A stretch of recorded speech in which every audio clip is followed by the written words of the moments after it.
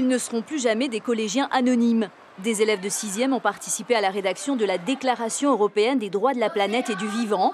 Avec l'aide de leurs professeurs, ils ont même écrit une chanson qui est devenue l'hymne officiel de 13 pays d'Europe. Un hymne qui a été diffusé dans l'hémicycle à Strasbourg.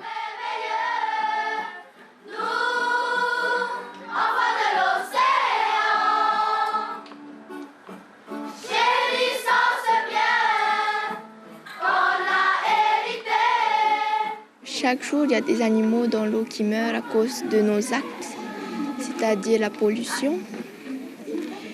Et pour cela, il faut arrêter de polluer la mer, c'est-à-dire de jeter nos déchets. Plus tard, quand peut-être il y en aura des enfants, il y aura plus de coraux, plus de poissons, plus d'animaux marins. Et ce serait quand même bien que peut-être dans le futur, qu'on voit encore cette aire marine. Est-ce que tu jettes des fois des choses par terre, dans la mer?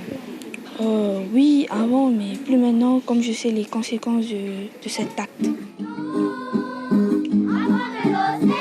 Les 2 classes de 6e ont tourné un clip pour illustrer leur texte. Une déclaration sur l'urgence climatique, la première d'Europe, qui sera aussi présentée à la COP25. Considérant que l'océan fait partie intégrante de notre vie, il fait partie de notre environnement, de notre culture et de notre histoire. On sentait vraiment qu'ils avaient de bonnes bases, mais aussi une réflexion très pertinente.